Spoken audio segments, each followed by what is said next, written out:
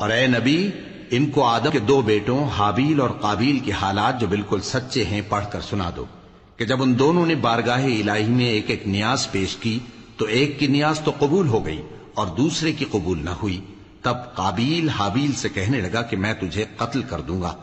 اس نے کہا کہ اللہ پرہیزگاروں ہی کی نیاز قبول فرمایا کرتا ہے، اگر تو مجھے قتل کرنے کے لیے مجھ پر ہاتھ چلائے گا تو میں تجھ کو قتل کرنے کے لیے تجھ پر ہاتھ نہیں چلاؤں گا۔ مجھے تو اللہ رب العالمین سے ڈر لگتا ہے، میں چاہتا ہوں کہ تو میرے گناہ کو بھی سمیٹ لے اور اپنے گناہ کو بھی، پھر تو اہل دوزخ میں سے ہو جائے، اور ظالموں کی یہی سزا ہے۔ آخر اس کے یعنی قابیل کے نفس نے اس کو اپنے بھائی کے قتل ہی کی ترغیب دی تو اس نے اسے قتل کر دیا، پھر خسارہ پانے والوں میں ہو گیا۔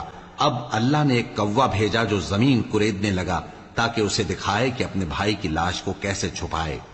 کہنے لگا، ہائے کمبختی، مجھ سے اتنا بھی نہ ہو سکا کہ اس کوے جیسا ہی ہوتا کہ اپنے بھائی کی لاش چھپا دیتا۔ پھر وہ پشیمان ہو گیا۔